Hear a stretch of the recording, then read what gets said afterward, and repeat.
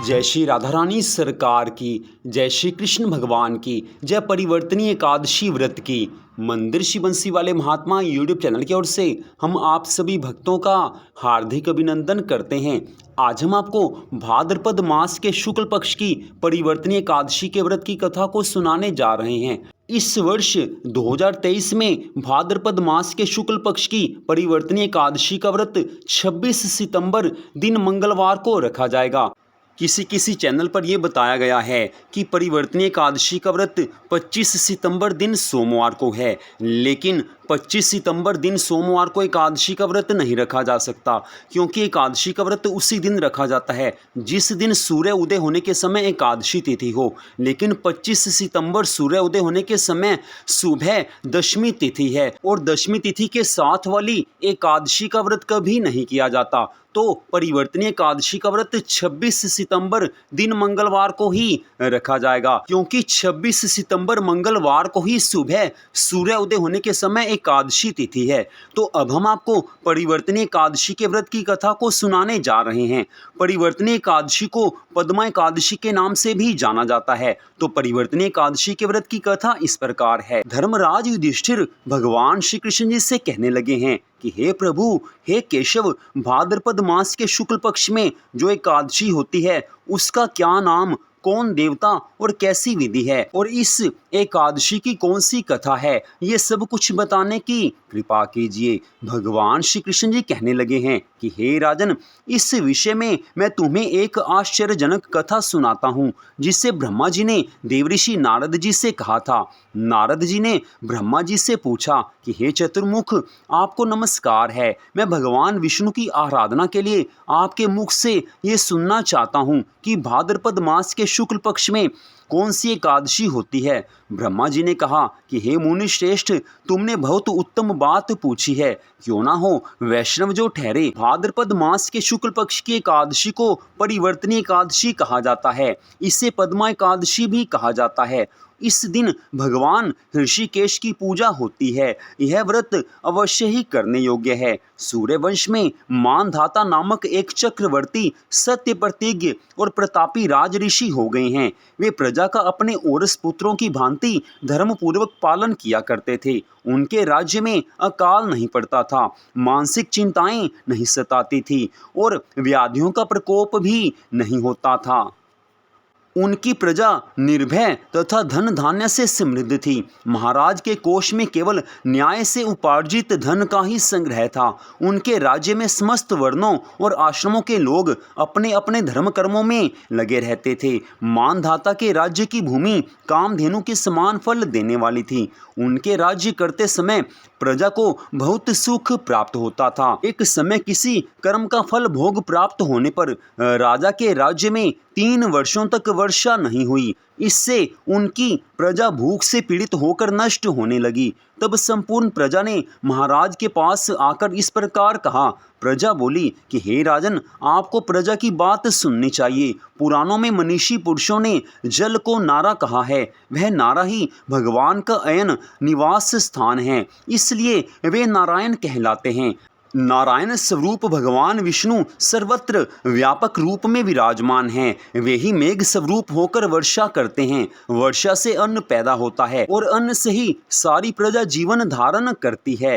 हे राजन, इस समय अन्न के बिना प्रजा का नाश हो रहा है, अतः कोई ऐसा उपाय कीजिए जिससे हमारे योगक्षेम का निर्वाह हो। राजा कहने लगे हैं कि आप लोगों का कथन सत्य है, क्योंकि अन्न को ब्रह्म कहा गया है। अन्न से प्राणी उत्पन्न होते हैं और अन्न से ही जगत जीवन धारण करता है। लोक में बहुधा ऐसा सुना जाता है तथा पुराण में भी बहुत विस्तार के साथ ऐसा वर्णन है कि राजाओं के अत्याचार से प्रजा को पीड़ा होती है, किंतु जब मैं बुद्धि से विचार करता हूँ तो मुझे अपना किया हुआ कोई अपराध नहीं दिखाई देता। फिर भी मैं प्रजा का हित करने के लिए पूर्ण प्रयत्न करूँगा। ऐसा निश्चय करके राजा मानधाता कुछ व्यक्तियों को साथ लेकर वन की ओर चल पड़े हैं। विधाता को प्रणाम किया है और मन में एक ही बात है कि अब प्रजा का कष्ट दूर होना चाहिए। वन में जाकर वहाँ पर मुख्य मुनियों और तपस्वियों के आश्रमों पर वो घूमते फिरे। एक दिन उन्हें ब्रह्मपुत्र अंगिरा ऋषि का दर्शन हुआ। उन पर दृष्टि पड़ते ही राजा हर्ष में भरकर अपने वाहन से उतर पड़े और इंद्रियों को वश में रखते हुए दोनों हाथ जोड़कर उन्होंने मुनि के चरणों में प्रणाम किया है। मुनि ने भी स्वास्ति कहकर राजा का अभिनंदन किया और उनके राज्य के सातों अंगों की कुशल पूछी है। राजा ने अपनी कुशल बताकर मुनि के स्वास्थ्य का समाचार पूछा। मुनि ने राजा को आसन और अर्घ्य दिया है। उन्हें ग्रहण करके जब वे मुनि के समीप बैठे तो उन्होंने इनके आगमन का कारण पूछा। तब राजा ने कहा कि हे भगवान, मैं धर्म के अनुकूल प्रणाली से पृथ्वी का पालन कर रहा था, फिर भी मेरे राज्य में वर्षा का अभाव हो गया। इसका क्या कारण है, इस बात को मैं नहीं जानता। राजा मानधाता के इन वचनों को सुनकर अंगिरा ऋषि कहने लगे हैं कि हे राजन, ये सब युगों में उत्तम सतयुग है। इसमें सब लोग परमात्मा के चिंतन में लगे रहते हैं तथा इस समय धर्म अपने चारों चरणों से युक्त होता है। इस युग में केवल ब्राह्मण ही तपस्वी होते हैं, दूसरे लोग नहीं। किंतु हे महाराज, तुम्हारे राज्य में यह शूद्र तपस्या करता है, इसी कारण मेघ पानी नहीं बरसाते। तुम इसके प्रतिकार का यत्न करो, जिससे यह अनावृष्टि का दोष शांत हो जाए। राजा कहने लगे हैं कि हे मुनिवर, एक तो यह तपस्या में लगा है, दूसरे निरपराध है, अतः मैं इसका अनिष्ट नहीं करूँगा। आप उक्त दोष को शांत करने वाले किसी धर्म का उपदेश कीजिए। अंगिरा ऋषि जी कहने लगे हैं कि हे राजन, यदि ऐसी बात है तो एकादशी का व्रत करो। भाद्रपद मास के शुक्ल पक्ष में जो परिवर्तनी नाम से विख्यात एकादशी होती है, उसके व्रत के प्रभाव से निश्चय ही उत्तम वृष्टि होगी। हे राजन, तुम अपनी प्रजा और परिजनों के साथ परिवर्तनी एकादशी का व्रत करो। ऋषि के ऐसे वचन सुनकर राजा अपने घर लौट आए हैं। उन्होंने चारों वर्णों की समस्त प्रजाओं के साथ भाद्रपद मास के शुक्ल पक्ष की परिवर्तनी एकादशी का व्रत किया।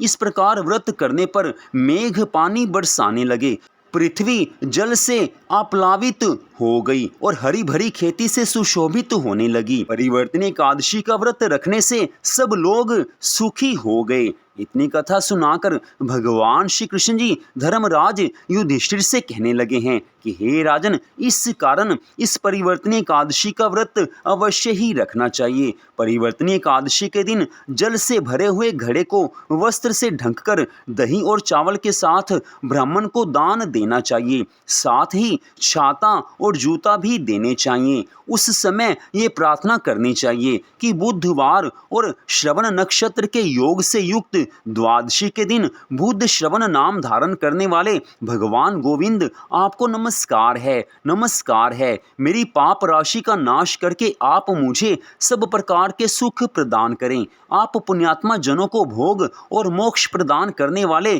तथा सुखदायक हैं। इतनी कथा सुनाकर भगवान श्री कृष्ण जी कहने लगे हैं कि हे राजन, इस कथा को पढ़ने और सुनने मात्र से मनुष्य सब पापों से मुक्त हो जाता है। तो यहीं पर भाद्रपद मास के शुक्ल पक्ष की परिवर्तनी एकादशी के व्रत की कथा का विश्राम होता है। आज की इस परम सुंदर कथा को सुनने के लिए आप सबका हार्दिक धन्यवाद। मंदिर श्री बंसी वाले महात्मा यूट्यूब चैनल की ओर से आपने इस कथा को सुना। भगवान श्री राधा कृष्ण जी की परिवर्तनी एकादशी व्रत की अनंत कृपा सदा आप सब पर, आपके परिवार पर बनी रहे, इसी मंगल कामना के साथ जय श्री राधा रानी सरकार की, जय श्री कृष्ण भगवान की, जय श्री लक्ष्मी नारायण जी भगवान की, जय परिवर्तनी एकादशी व्रत की। जय जय श्री राधे, जय जय श्री राधे, जय जय श्री राधे श्याम।